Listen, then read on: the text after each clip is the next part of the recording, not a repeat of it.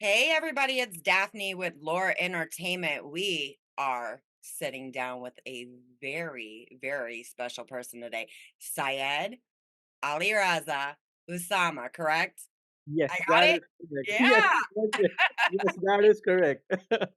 I'm excited about that. I was like, okay, I'm going to figure this out before we do it. Thank you very much. Yeah, my name is bit of a confusion actually, and the confusion has nothing to do with America. Even in my own country, they are puzzled and they're confused because the Osama part is it's not my name. It's actually what my mother calls me. And since my mother is like she's a living legend, she's a writer, poetess, screenwriter, playwright, thinker, novelist, and my whole family is actually into entertainment industry, mainstream entertainment industry. And she calls me Osama is just like a pet name or a nickname or something she calls me. So the entire world has started calling me Osama, and it doesn't have anything to do with my legal name. My name is only Sayyid Ali Raza. Now half of the world calls me Osama, and they don't know what my name is. So the funny thing is, even in Pakistan, when they used to write my name, the television shows, and they have always written my name wrong because they don't know what my name is. They just throw extra names in there. Yeah, yeah, Sayyid Usama Raza Ali, and they say, what's your name? It's Sayyid Ali Raza. So you're the first person actually who has taken my entire name correctly at the first time. So I appreciate it very Hell well. yeah, I am stoked about that. That's awesome. People get confused about stuff, you because you never know. And I mean, there's been times where I've had people on where I know I was gonna screw their name up. So I'm just like, okay, you're just gonna have to do it. Also, a couple of days back, I was discussing with my business partner, and I said, "Bro, our parents had no idea about Instagram or TikTok, and they did not named us right. So, like 50, 60 years down the lane, our names will be Big Bash 22. Get ready for that."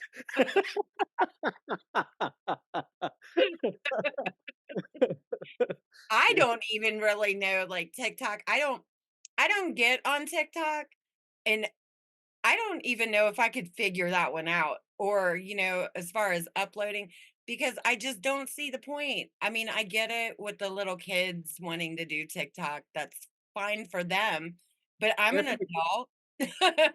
TikTok is very dangerous. Dangerous in a good way, I'm saying, because when I came to America, I not even when I came to America for the past 10 years, even though that I was working in the mainstream industry in Pakistan, Mhm. feature films and television shows, our television actually dominates the region. It's very funny, but our television actually dominates the region. So Pakistan makes very very good television shows in its own uh, stylistic way, Mm.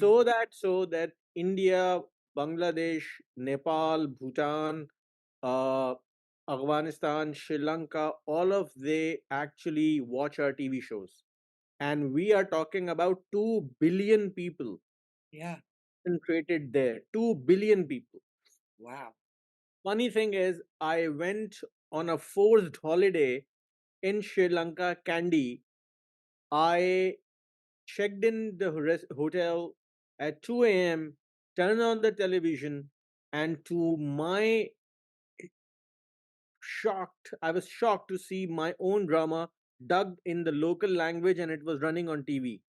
I filmed it as in I recorded on my cell phone and sent it to the producer and said, "This is what I'm checking into." Yeah.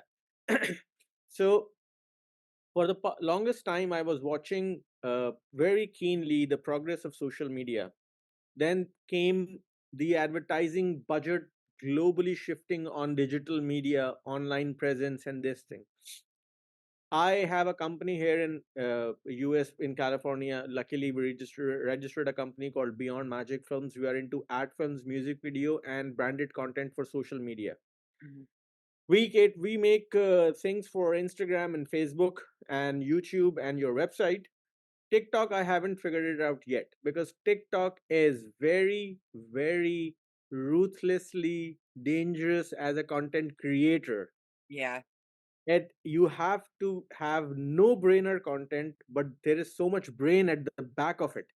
You Yeah. know, it's very intelligently wrapped, very intelligently.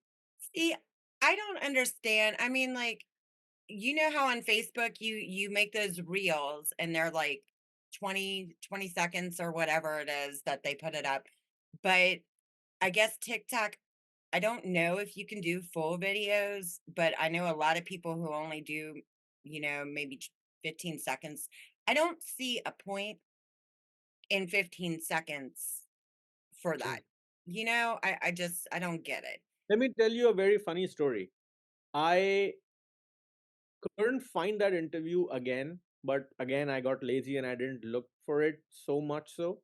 Mhm. I remember the audio and I listened to this, saw this on YouTube. Yeah, 1964, Stanley Kubrick started his film called 2001: Space Odyssey. It took him 4 years to finish. 1968, it got released. On the premiere, Stanley Kubrick was asked a bunch of questions by a journalist who was recording it, and I heard that audio. And to my surprise, he asked, "What's the future of the writers and the concept and the script and the film and cinema that you see?" And I was shocked to hear that these words coming out from his mouth. He said, "I certainly don't see a future for the novelist in the cinema. I don't see a future even of the screenwriters. But I am very keenly observing what these copywriters from the advertising world are doing. I yeah. think that's where the future lies."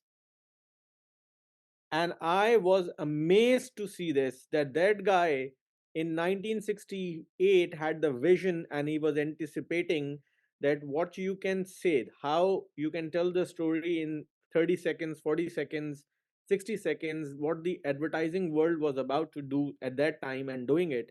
That's what the future was. And I highly believe that today the feature length film is of more or less 90 minutes. I think it will come down to 40 minutes or 45 minutes because nobody has such concentration span left. In like next 20 years or 30 years or 40 years, the Yeah. narrative, the film will be like 40 minutes, 50 minutes, maximum an hour.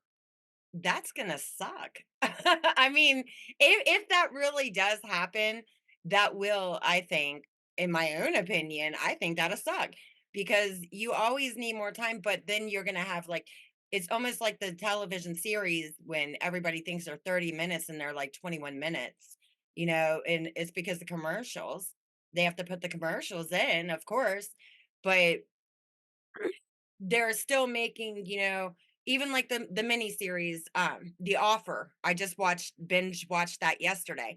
And that I see that they probably wanted to make a movie with that in the beginning, but they did, all these little hour segments, which is awesome. And I really think they could have went on with that because it is a good show, but everything's so short, on those days you just wanna hang out and watch a movie. You don't wanna just sit there for 15 minutes and go through all that to set everything up and then be like, "Okay, movie's over," you know? "It's done." Yeah. Well, a lot of content is evolving and changing. And honestly speaking, you don't have a fixed definition of what's a film. You Yeah, know, an ad is a film, a wedding is a film, a feature length film is a film. So it's like writing on water. It's keep on shifting as the according to the taste and priorities of the audiences. And yeah. also because of the global audience now, everything is online and where people are watching and consuming content from different parts of the world. It's ever so changing, and because of the economic conditions, people don't have so much time now. So they want it fast, they want it now, and they want to decide in the first 5 minutes that they want to watch it or not. Yeah, and I mean, that almost puts everything on the advertising of it, beforehand, before anything goes out. Even movies, TV shows, it doesn't matter, music, songs, stuff like that. It seems like the only way that people will figure it out is by the ad. in the branding. Yeah. And that's why I like what I do because I mean, I do everything. I'm like a basically jack of the spade, basically through all of it because I do writing, I do producing, I do, I run all three of these businesses. And then one of them's entertainment, media, and press. And I like that portion of it too because I get the only way you're going to catch somebody's eye or attention is if you push it out by advertising the hell out of it, but it better be good, if you're going to advertise the hell out of it because you don't want to pay a bunch of money for stuff that, it's not worth a shit, you know? True. That's why I've done the stuff the way I do with like the movie I'm doing. And it's just like I knew to push that immediately push it, and just keep pushing, pushing and pushing and pushing. Because now a lot of people know about the movie. Some people have read that script. Some people, I have not sent the script to, but it got that way because of the way I branded the movie, packaged the movie, and put it out there, you know. And people are interested, but you got to do things, a lot of marketing, advertising. That's huge. I remember it's like a couple of years back or like 4 or 5 years back. There's a great actor from India called Amitabh Bachchan. He is the actor who started his career in 1970s, and he have been through the evolution of the cinema globally and specifically from Bollywood. He's the Yeah. same guy who actually did a cameo appearance with Leonardo DiCaprio in Baz Luhrmann's Great Gatsby. Yeah. Wow. So in the New York or somewhere else, he is in the restaurant. He just has one scene with DiCaprio and it's a cameo appearance. He said very something very interesting. He said in 19 back in the days like 70s, 80s, 90s, he said that back in the days we used to you do a film and then promote the film. Yeah. Now I think in late 2000s, I think we promote the film and then go do the movie that we are promoting it. So it's the other way around. So the promotion has taken the large part of the entire business, and I think it's good because your message is actually as a creator, your message is reaching further and further. Mhm. Yeah, Yeah. And then that just makes all, it pays off for everybody in the end because there are people all over the world, and with social media it's great because everybody all over the world, they already know like when's it coming out. I've got people in Canada that are constantly asking me, when is this movie getting made? When is this movie getting made? I'm one person who's been doing, let me see here, 98% of the work, even including with writing with another person. I can only do so much, you know. I'm working on it. That's all I can say, I'm working on it. Calm down, I will get it done. But I mean, advertising is huge. You reach so many people and they're so happy to know about these things, and then when it comes out, you already know if they're that interested, they're going to go and see it, you know. true, true, It's true. just it's awesome. So your mom was in the industry. Is that how you got in? My grandfather, there were three brothers from my mother's side.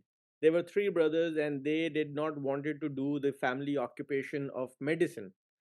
My father, my grandfather's father, or either his uncle, was the first Muslim surgeon in British army, because at that time India was under the occupation of, as in it was colonized by Britain. Yeah. So either his father or his father's uncle was the first ever Indian Muslim surgeon in the British Army. So these three brothers, they came and they turned around to the family and said, "No, we are not going into medicine," which was a big, oh my God, at that time, I, early 1930s or 20s. And they said, "Okay, so what do you want to become?" They said, "We will be, and go in arts and we're going to be writers." So my mother's father, as in my grandfather from my mother's side, he became a writer. He joined All India Radio at that time because there was no television. And then after 1947's partition of India and Pakistan, they migrated to Pakistan and joined, which later became that part of that section became All India Radio Pakistan. rather than from All India Radio. And the other brother of my grandfather, he went to Britain and he never got married, so no offspring, just one guy. He started working for BBC, and he used to work in BBC, and everybody knew where he is, and he had his own, a little small throne and kingdom and everything. And he became the concept and visualizer and a literary person from which they used to bounce ideas in Britain for BBC. My grandfather became a scriptwriter and a pronunciation expert for five languages: Arabic, Persian, Hindi, uh, Sanskrit, which is older section of Hindi, and English for all the actors who used to perform on radio. So every script rehearsal sessions, he used to sit down and he used to correct the diction and performance and the pronunciation for these five languages. And he was not only a poet, he was a writer as well, and he was a script writer.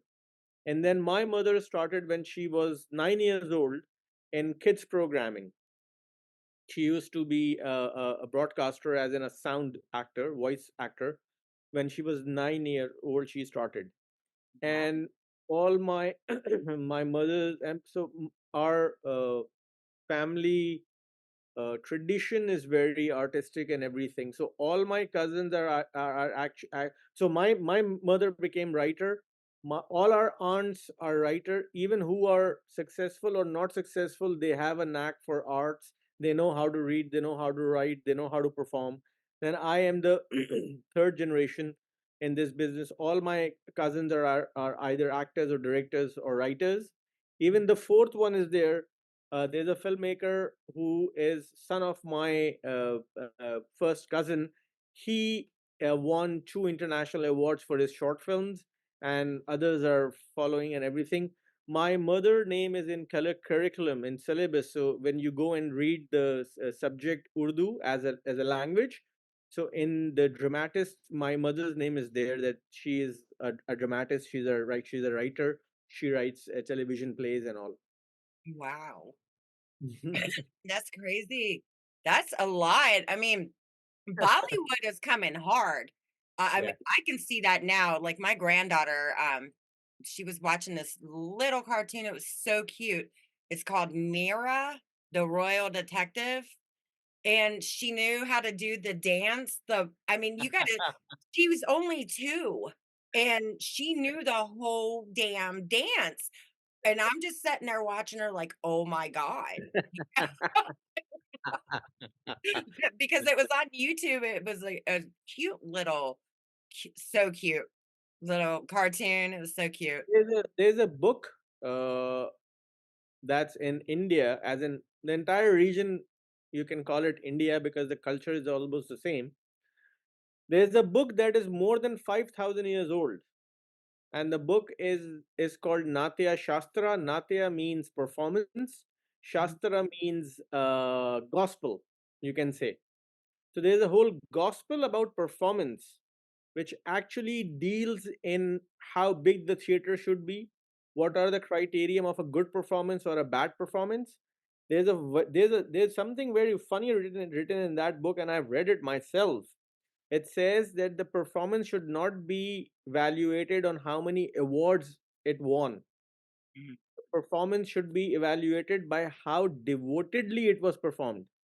And I'm talking about this 5,000 years ago. So that entire region is very evolved when it comes to storytelling. Yeah. Yeah. I like the history portion of it. I mean, that's awesome. A lot of actors nowadays over here in the States anyway, they half of them don't take time to be trained, and you can see it, you know, you can just see it. But then you have the other actors that they do the training, they read all these books, you know, to learn it better, and then you get a better understanding when you're more educated. I think you have a better understanding of things. Yeah. This is Yes. just And talking. then and then education uh, can be acquired or attained in any way. It doesn't have to be a dedicated place like a university. It can be anything, whatever mean or vessel through which you can get yourself educated. That's, that's about it. That's good. Yeah. I did the same thing. I went to, didn't go to college for anything to do with this industry, anything. And I did 2 years of med, and then I did 4 years of forensic profiling to profile serial killers and rapists and stuff like that. That is the people I wanted to go after.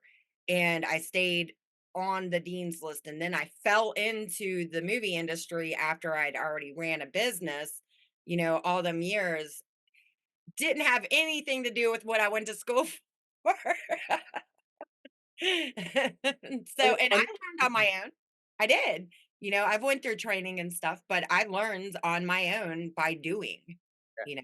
same here. So uh, I had to abandon my education because when I was growing up, my parents were struggling financially Mhm. humongous amount of struggle. And they both were from, privileged backgrounds in terms of what they saw in life, but that tiny part was very, very rough. And I had to abandon my education because I could not afford the fee of the college and everything. I went to school for business, and I'm glad because I have that entrepreneurial part from that. But then I went into in industry and started as an apprentice. So I started, although that my mom was becoming a rising star, and she was, climbing up the ladder in the industry as a good writer.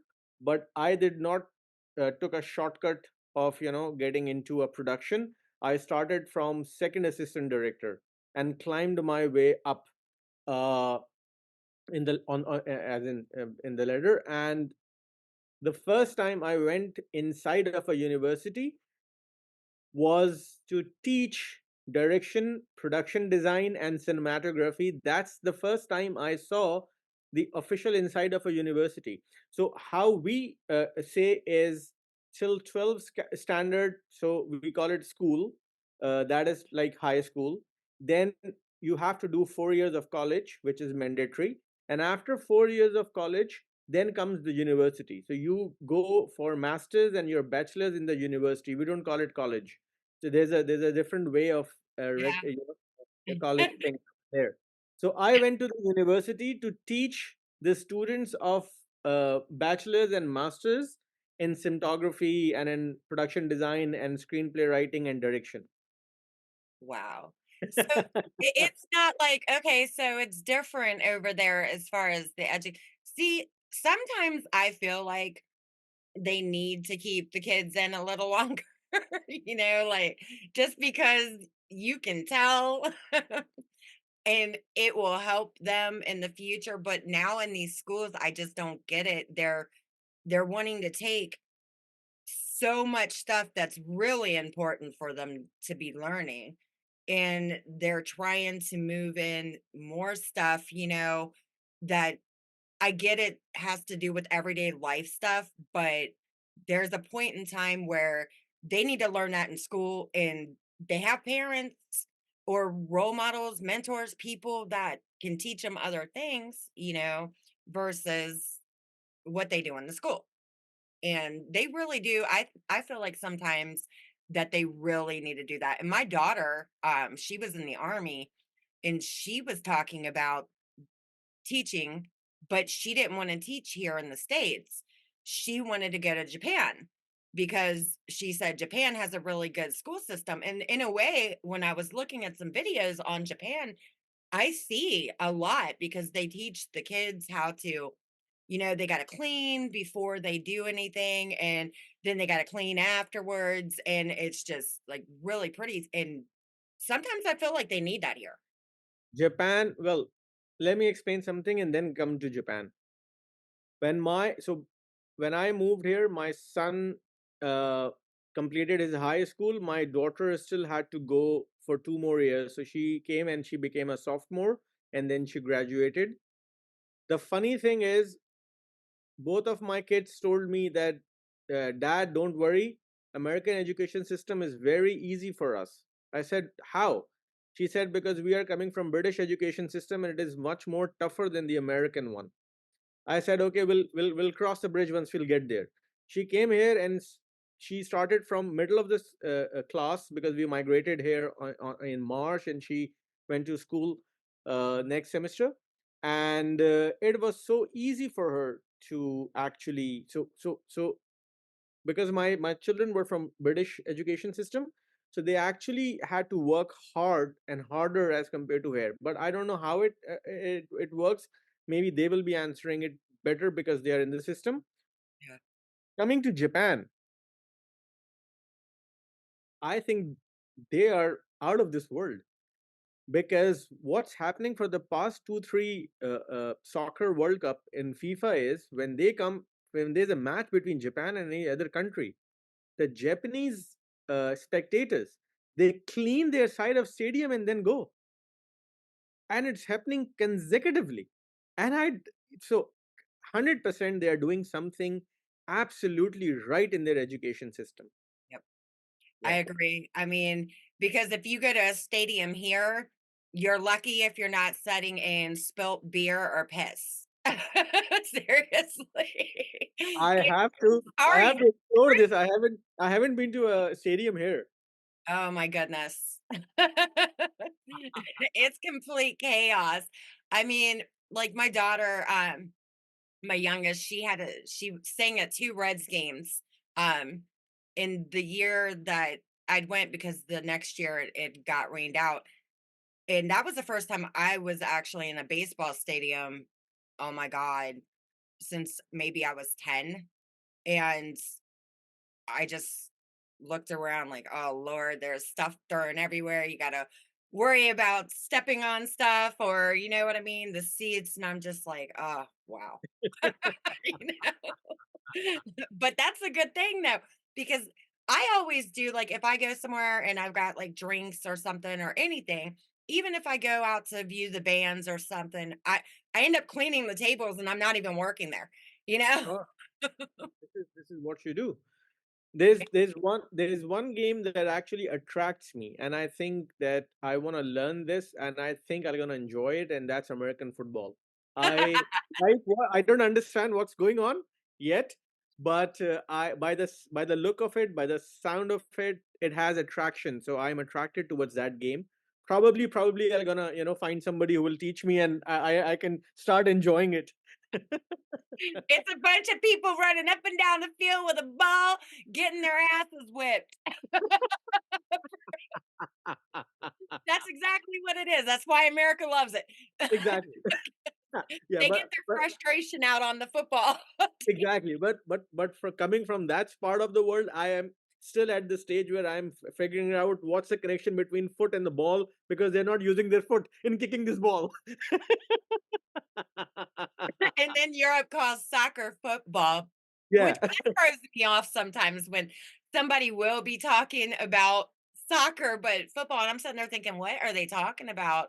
You know, as far as that, I don't recall that. And then it dawns on me, duh. There- Hello. It's the same yeah, thing over there. But yeah. American football, they are rough, man. They're They're rough. yes, that's And better.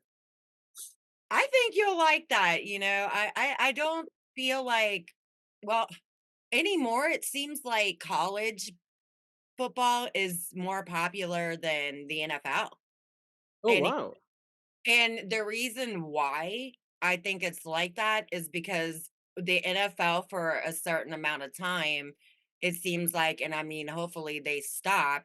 It was all politics, you know, and people, normal everyday people, and people were we're fed up with the politic bullshit, you know, and that's with a lot of people because right now we can't even tell who the hell's running the country, you know. So, and then they're dragging that into a football game that is supposed to be about the sport. Yeah. Why is it political? I mean, if you want to turn it political, then get all the politicians to go down there and play their own game and let's watch them knock the shit out of each other and we can all just sit back and drink. you know? Exactly.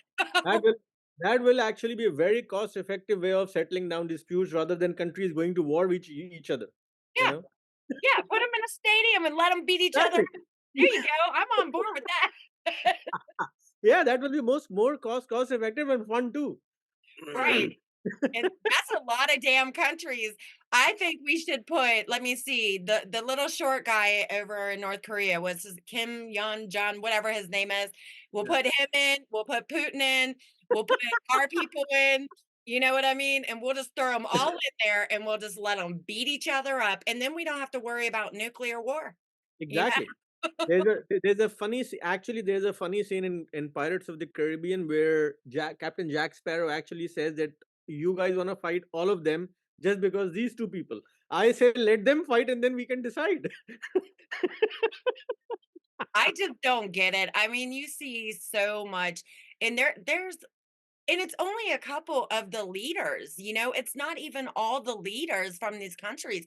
It's a couple, and they've got their egos are way beyond where they need to be. You know, they got to come back to reality because if not, everybody's going to suffer. And Yeah. I don't think they realize, you know, and I had brought this up beforehand. If because everybody's like, well, what if America, if they nuke America, you know what I mean? This and that. I'm like, okay, well, why don't you think about this? And maybe this, you know, can put some sense into their heads over in these other countries that talk about wanting to nuke us. If they do drop a nuclear weapon on America, okay, and it hits even around where the volcano is, Yellowstone, Yellowstone erupts, it's not gonna just be America who dies. It's going to be the whole friggin' world because that is a super volcano and bye-bye to everybody. You know, Yeah, everybody in the whole world. It has and it's not even an asteroid, but that thing can do asteroid level damage. yeah. And So they don't use the brains yeah. when they're I there. think yeah, I have this opinion. I'm of this opinion that A, the table is big for everyone to sit down and eat, Right, no matter where you are. And right. secondly, it's never Russia against America or America against China or any other country against any other country. We all live on one planet. Exactly. Understand? You can't fight half of your own body. It's like my this hand starts to hit this hand. What I would, yeah, this is for me. It is absurdity. Yeah. Sit down on the table, talk, decide, and get this war thing over. It's the most stupid thing humans can do.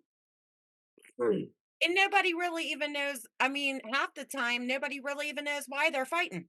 Yeah, Because they're not gonna come right out, and I know it's all nuclear, you know, I get it, whatever, it's a money thing, but do they not take into consideration that if some stuff like that does go down and people do get stupid, they're you know not what? just killing one, they're killing everybody. You know Everybody. what I think. I think for the 10,000 years, we have tried making most of the men head of states in any system. Let's try for 50 years by making all the women head of states in important things in the world. Let's give it this shot. Maybe the world turns out very different. So, purposely elect all the women on the most senior positions for 50 years and try out this model. Maybe there are a bunch of countries not talking to each other, but at least not fighting. Yeah, You know, exactly. You know, and then they can go play football. exactly. And they might need to, who knows? I don't True. know, I mean, something's gotta give. You think I mean, we don't wanna according to I don't know, I'm not trying to get religious, but you know, as far as the world just keeps happening over and over and over, do we really want to keep doing that? You know, can we just stop because apparently after the nuclear war breaks out, everybody dies and then we do it all again? You know, come on, let's Yeah, everybody just chill out. exactly.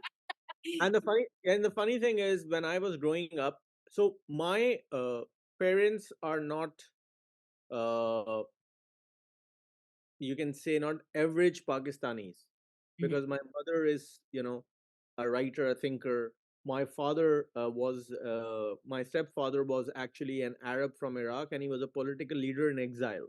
So I didn't had conventional parents. Yeah. I had extraordinary parents. I asked them about religion when I was growing up, and they said that we will not give you a god. We will not lend you a god. Go find your own god. The purpose is to become a good human. Right. So the way I see religion is, if I respect all the religion and I don't follow any particular religion, I just follow the goodness. If your religion and the end goal of your religion is to make a human a good human, we don't have any disagreement. I am here to get myself better and better every day. And it doesn't matter that what the good idea is coming from where. Any culture, any religion, if something it makes you a better human, I'm adapting that thing. See, that's how I feel. I'm an ordained minister. Oh, And but people are like, "Well, you don't go to church." Okay, I get that. I did that years ago, but I feel like it's more than that. It's more I'm more spiritual, when it comes to things. And I feel like there's more than just what's there, and you can't always fight about everything because you never know. true. So Very my true. the way I think about it is I support everybody. I don't see color when it comes to humans. I don't care if somebody's you know what I mean? I don't care who they're sleeping with. It's none of my business. Let True. them do them, and it's just so many people that argue or they're back and forth about it or oh well it's a religion and it's this and that. Hey, if that makes them happy, leave them the hell alone. Of course. And that's with anybody, any race, anything. I don't see that shit. I see the people for who Yeah. they are. If True. they're shit, then yeah, I'm gonna call them out. You're a shitty human being. But not everybody. You know what I mean? Come on. It's True. so annoying. It is. It's annoying. It's true. You're absolutely right. You're right. And for people to fight about, well, you're that religion, so I just don't like you. Oh, come on. You know what I mean? What the hell? I just don't get it. I don't get it. I think people should be entitled to believe whatever they want to believe, period. Yeah. You Yes. know? And the funny thing is, no system or no religion tell you to do bad things.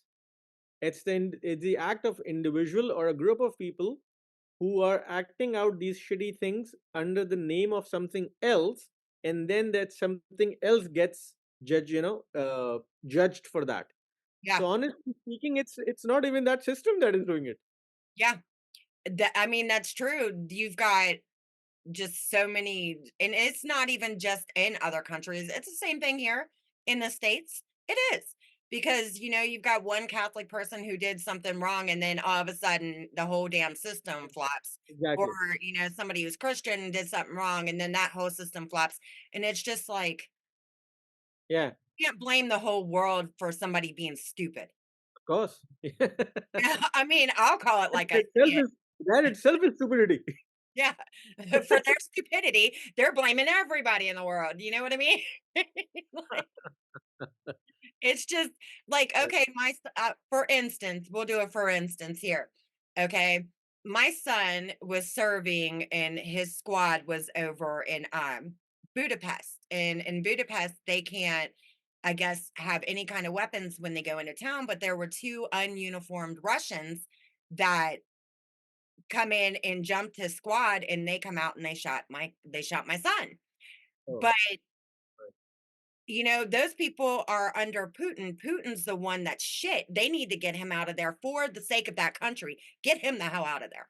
You know, yeah, and do I hate every single Russian person because my son got shot by one? No, I don't. I'd like to find the person who did shoot my son, but yeah, that's not going to happen. But it was ordered by somebody to do that, true. you And know. also, and the funny thing is, it doesn't matter which country you go in. If you go in and you ask the common person, most of the chances are that they are already fed up with their own rulers. I I know. haven't met a single guy from any country. who is completely satisfied by the ruling class that are ruling them, in the government or kingdom or anything. No, they're not.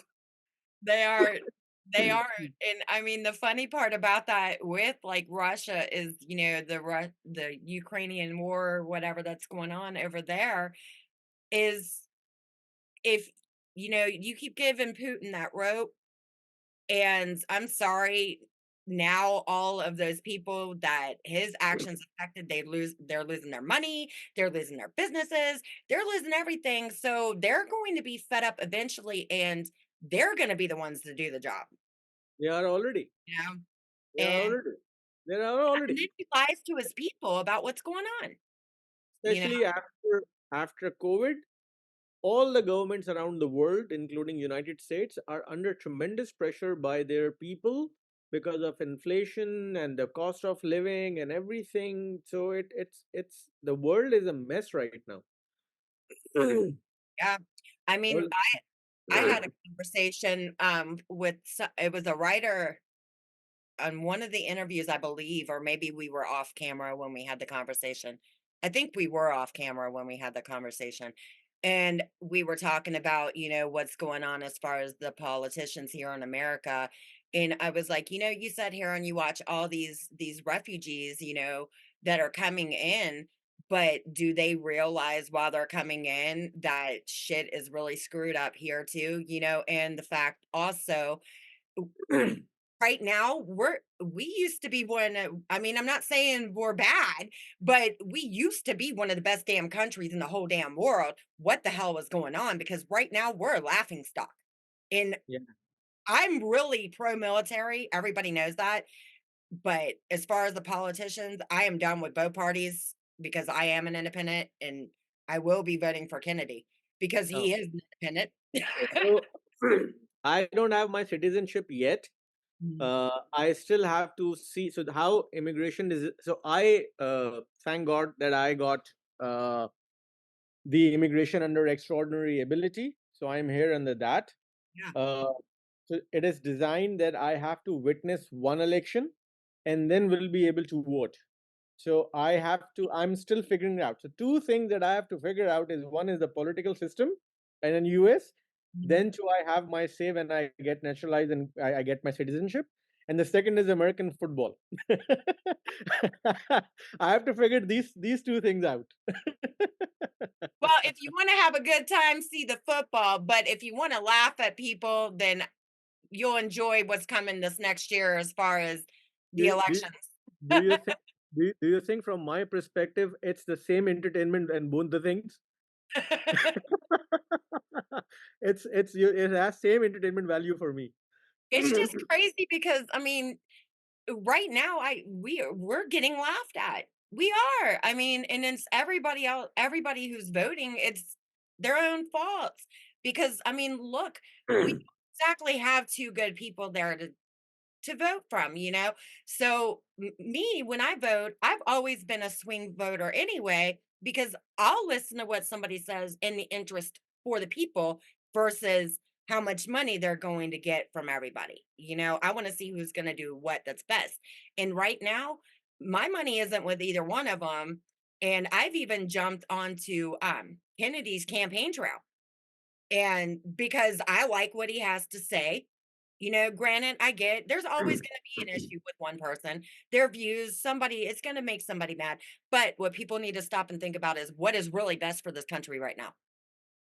You Well, know, on a lighter and a funny note, when I migrated here, I'm single. I'm single for the past like 3 4 years, and I am expecting that whenever I will find a girl. So I came here single in California.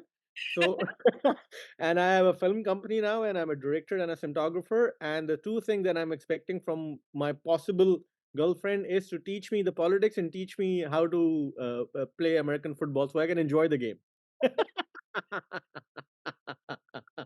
hey, didn't I tell you what? I mean, I don't know. I'm pretty sure LA, I don't think there are maybe too many women football fans. I don't know. There could be, I I'm haven't in been there. Orange County.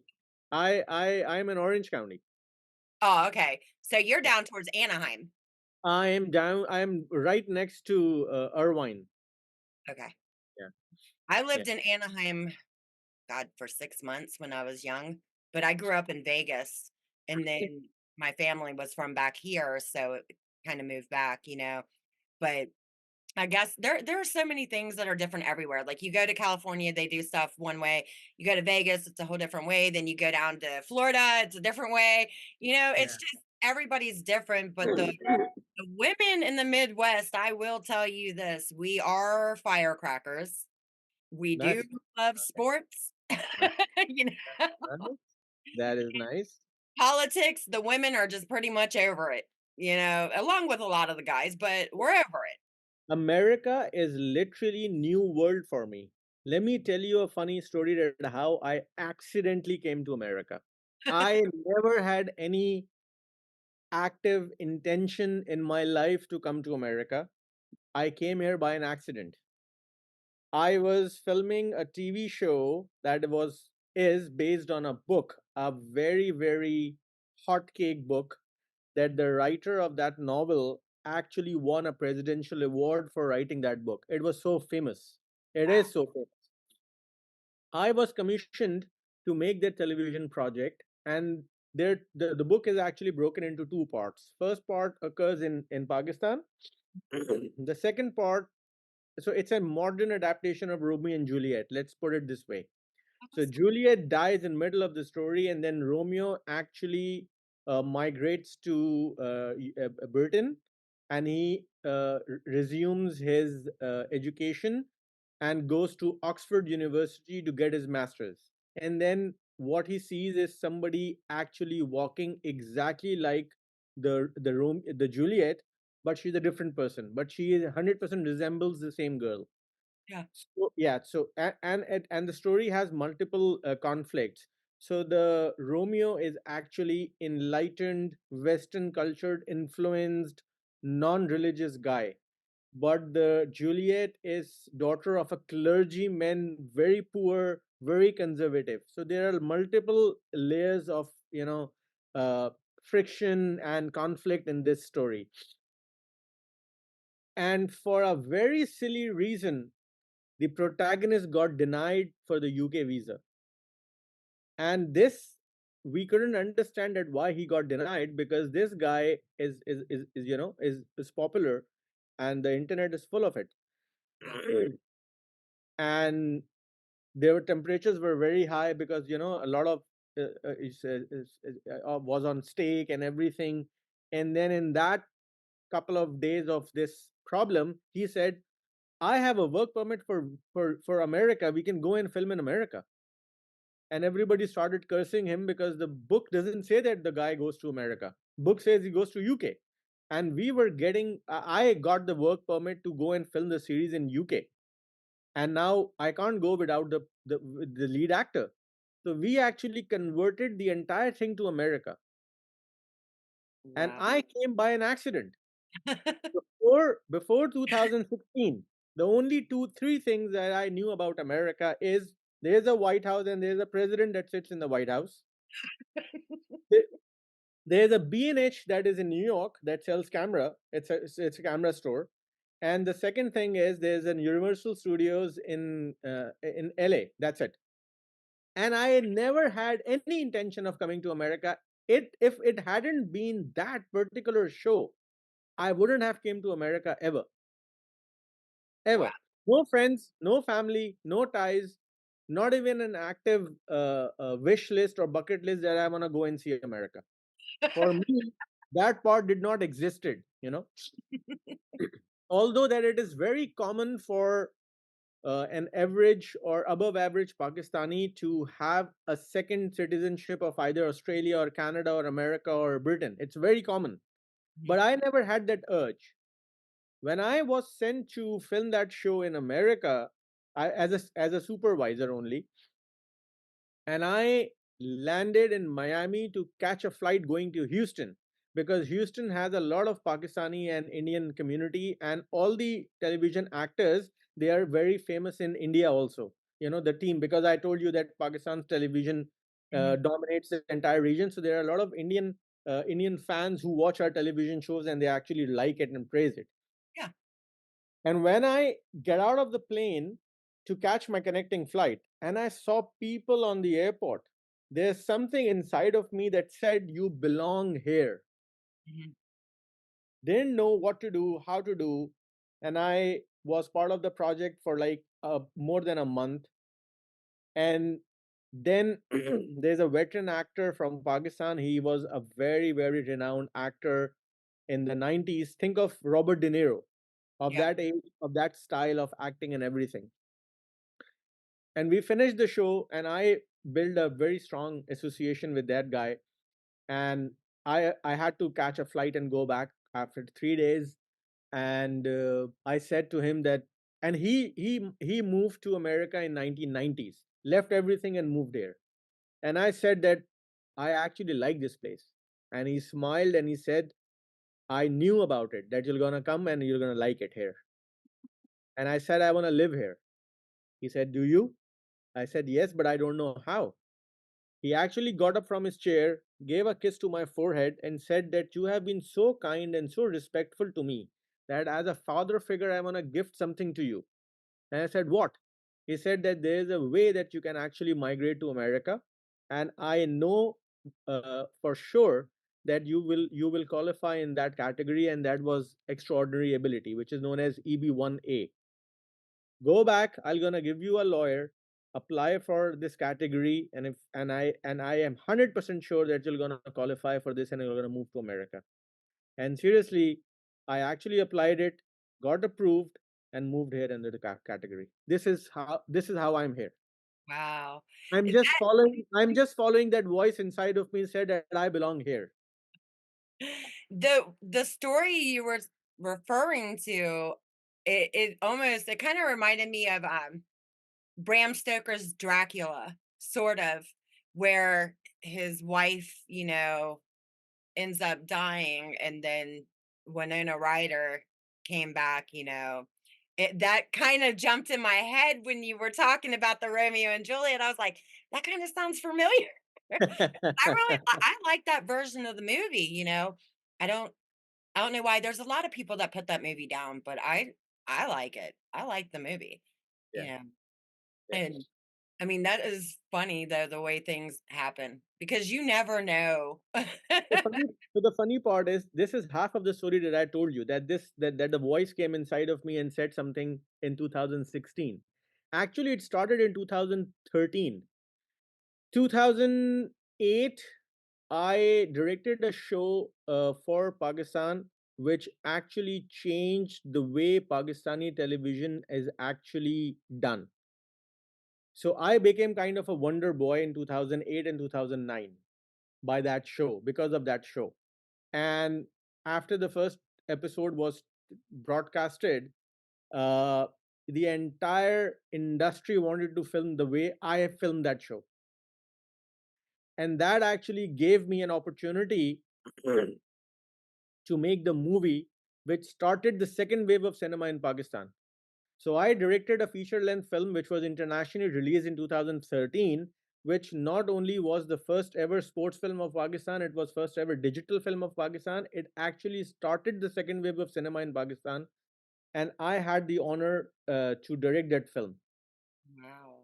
Yeah, and right after that so we started the movie in 2011, 12, 13. It got released 2000, later half of 2013, 14, and 15. I was commissioned the biggest ever show in Pakistan's history, uh, in terms of financial, as in terms of money budget, in terms of production design.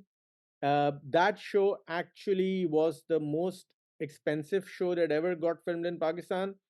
It was the show that introduced the production design element in Pakistan in television. It also introduced the Rembrandt lighting in Pakistan for the television show mainstream. And that during that show, we were supposed to film uh, a sequence in a cemetery, and I reached the cemetery where we had the fake grave, set up for filming before my crew. So the director was on location before the crew and actors actually got there. And I called them and I said, "Why? Where are you guys?" They said, "Oh, we are on our way, and this happened and that happened. The usual production stuff." So they told me either I go back and come back again when the crew is there, or I can stay there. So I said them, "There's no point of me going back. I'm gonna just wait here for you guys to come, and I will do the location scout because I haven't seen where you guys has marked the grave." So I went there, I saw the grave, it was fine for the filming standard, and I sat down on that near the grave, and I was waiting for my film crew. And that day, although that my career was not like going this, my career was going like this. You know, I was the best thing at that time. The entire Pakistan knew about me. I just released a film called Main Hu Shahid Afridi, which means I am Shahid Afridi, based on a cricketer. So we come from a cricketing world, right? Because of the British.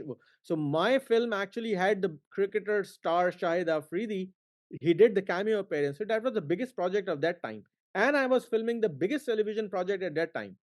And something inside of me said on that day in the cemetery, I don't belong here. And I said, what?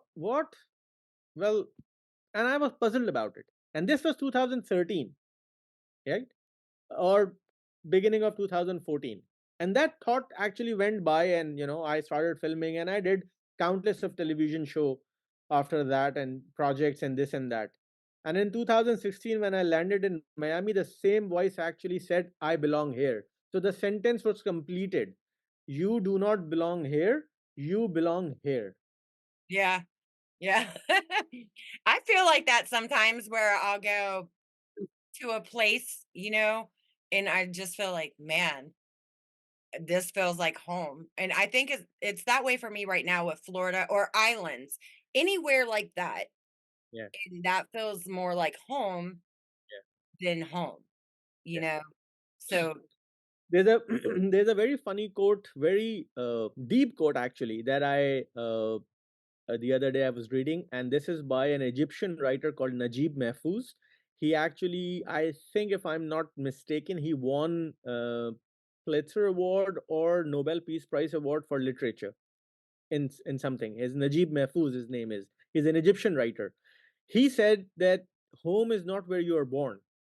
Home is that part of the world from when you are there. All uh, the wish to escape from there, it diminishes. yeah. If you don't feel like moving somewhere else, that's your home. And this is what I feel about California. I don't want to go anywhere from here. I Yeah. think this is my home. Yeah. And I love Egyptian, anything Egyptian. I just picked up a project that Oh, nice. is based on that. I won't go into it right here because we're recording, but afterwards I'll tell you a little bit about it. And it's really cool. I've always been obsessed with Egyptian stuff. Egypt, the whole thing. I've never been there, I've but been there. you know, and I've been there. Yeah. really? See, my neighbor over here, her sister's in the, armed forces, and she actually was just there for a whole year. They sent the reserves over for a year. I'm also trying to get a double citizenship because I'm trying to get, dual citizenship to Italy, Oh. and but proving, getting the documentation from Ellis Island, that is like a pain in the ass because you can never get them people on the phone. I have I, tried I think many I times. think there's a program. It may be right or may be wrong, but there's a program in some part of Italy where there are a lot of old houses, and they sell you the place for $1 if you are willing to renovate it and fix it and live there. Yep.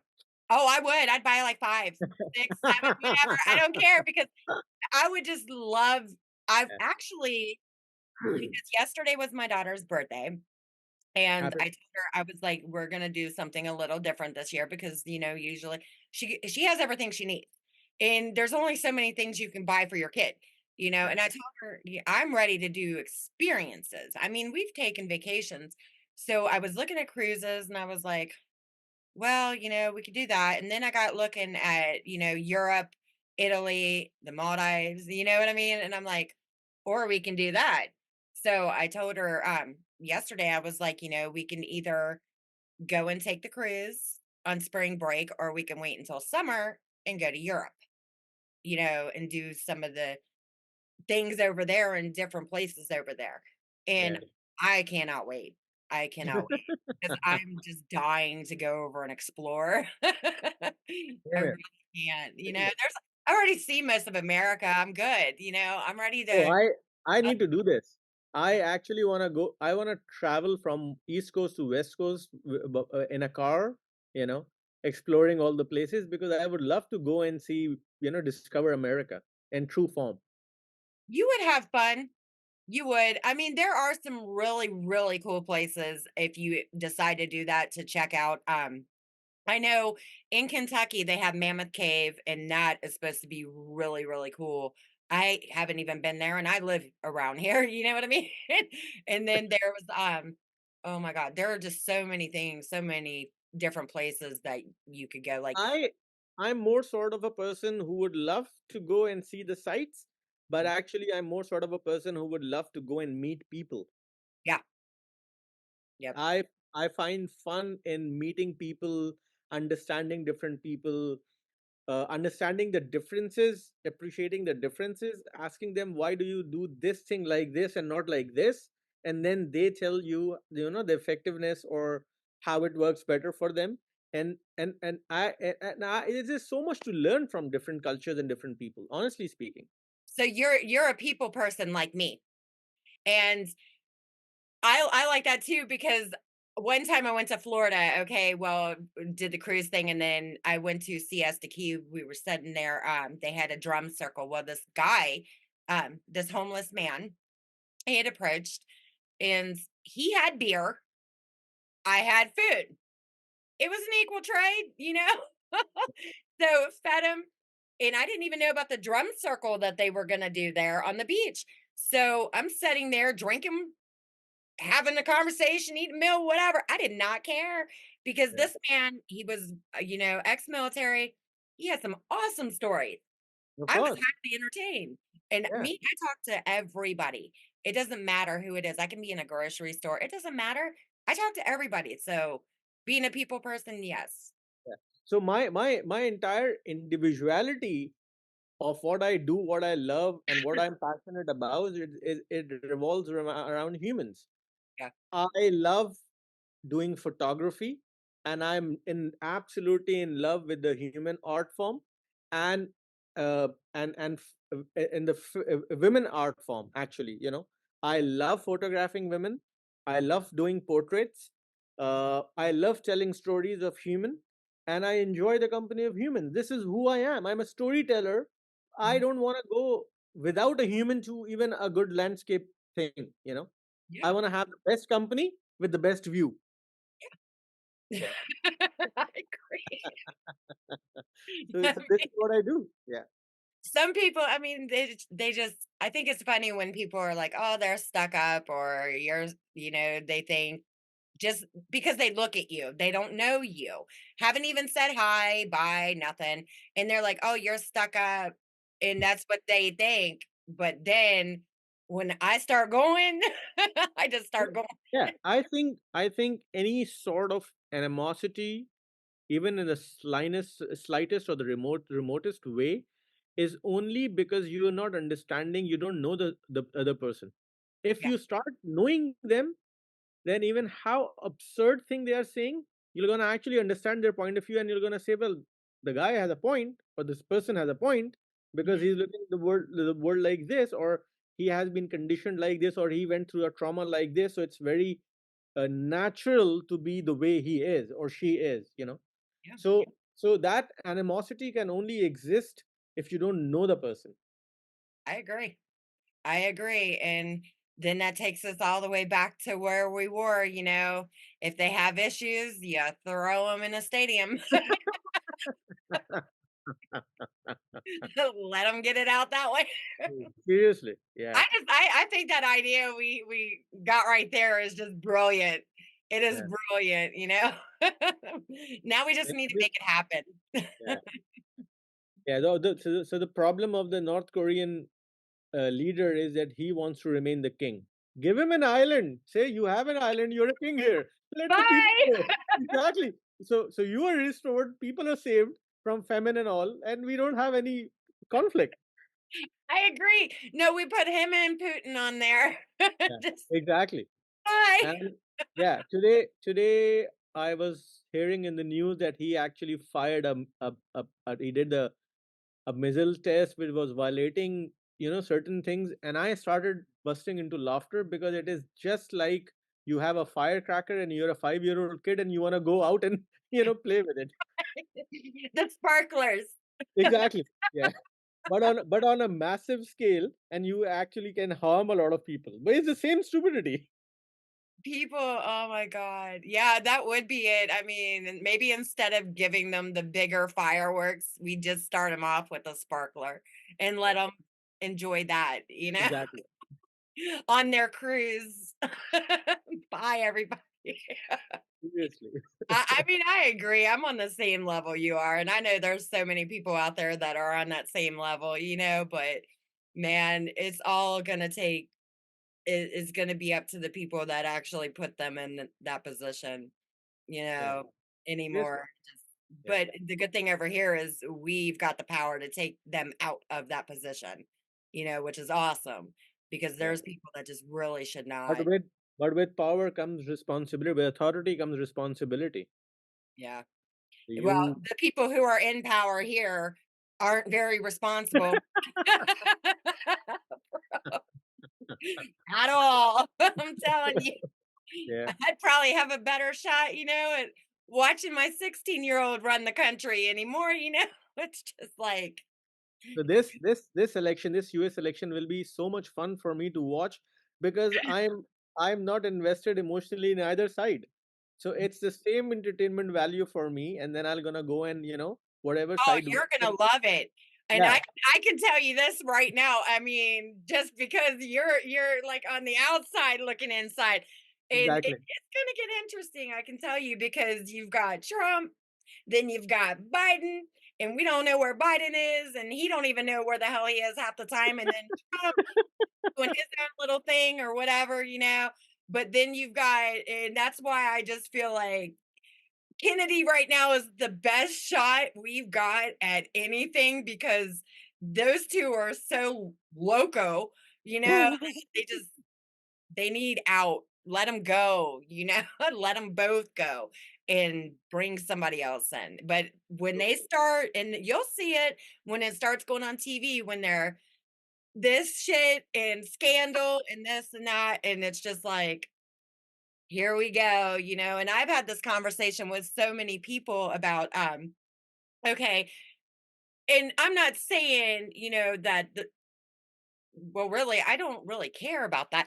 But okay, Trump, when Trump was going through it with Biden the last election, and he made this comment with it was him and some buddies, and they're talking about grab her by the pussy. You know what I mean? Okay.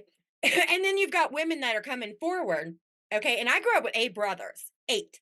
And there's nothing that I have not heard. And women are just as bad. So, and I'm going to say it to women. Yeah, we are just as bad. You all know it. Stop it. Stop it. It was boy locker room talk. Who cares what the hell he said? You know what I mean? Who cares? They blew it out of proportion, Yeah, that he said this and that. Who gives a shit? Because I guarantee right now there's a bunch of women sitting down at a bar somewhere, like with guys walking in or whatever, what judging the same guys or making the same remarks. And I can say that because I am a woman and I am a woman who will say it, you know. true. So don't act like men are any different than women because that is bullshit. And it's gonna come out, but you can't hold it against that person for something that they didn't know was recorded, and who cares if it was recorded? Because Yeah, women are no better. yeah, I get it. They're not. And that's what really pisses me off about, like, we were talking about the comedy thing, the comedy anymore. Nobody could be, have fun anymore because everybody's got a stick up their ass. yeah. Where's the comedy anymore? Oh, I'm offended. I'm offended. Oh my God, it's a joke. Cry me a friggin' river. Now, now imagine how much fun I'm having by looking all of this as a spectator with a popcorn and a, and a soda. I'm telling you what, I might just I have to join you on that one, like, okay. I mean, it just gets so old, and I know that women, we've fought to be equal to men, I get it, but damn, you can't sit there and bitch about everything, everything, and it's the same with the men. Oh, well, women this, and now we can't do this, and we can't make comments, but yeah, women are not gonna ever admit that they're doing it too, and I think it's just time for everybody to chill the hell out. Yeah, Chill out. Let's bring back comedy, back when shit was funny, yeah, and let's leave politics out of the bullshit. Who cares? Let us do our jobs. We're yeah. not here to boast about, what politicians we want or this and that. We're here to do a friggin' job, and that's what we need to do.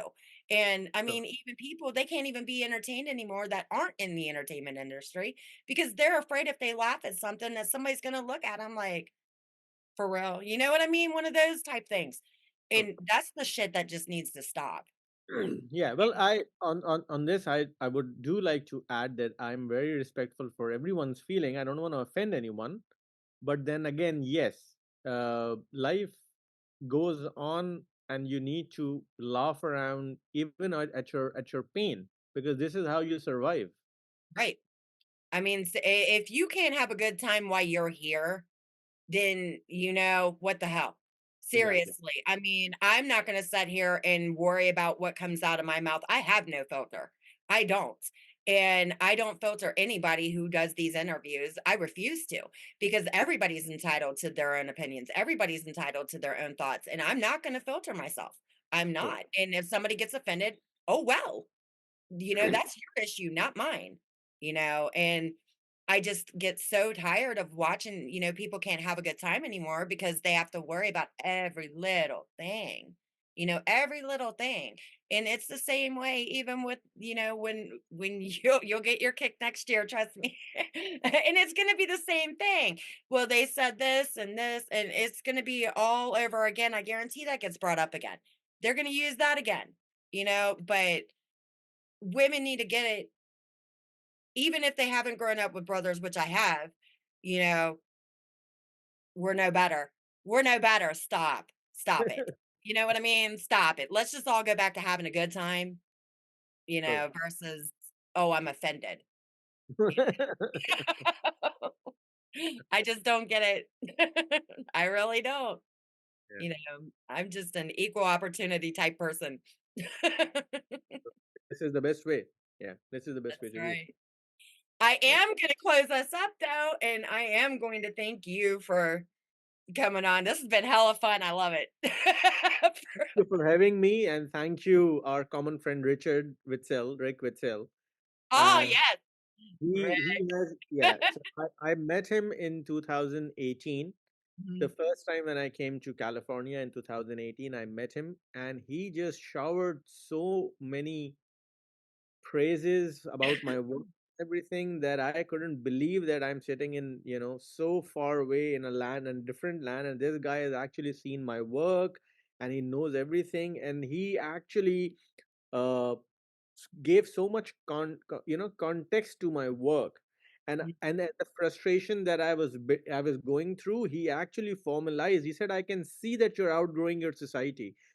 I can feel it, I can see it, that you're gonna be very very uncomfortable where you are. And as a man of experience, he was very right. He saw this in 2018, and I actually moved here in 2022. So I was just, and yeah, and and I am just in awe of that person and his experience and his work in the industry. He's a great man. He's a He is great funny as hell. I'll tell man. you something. I'm gonna close this out. Everybody, I want to thank you for watching. We appreciate him coming on for sure. And Thank you we're for gonna having me. say bye. See you later. Thank you.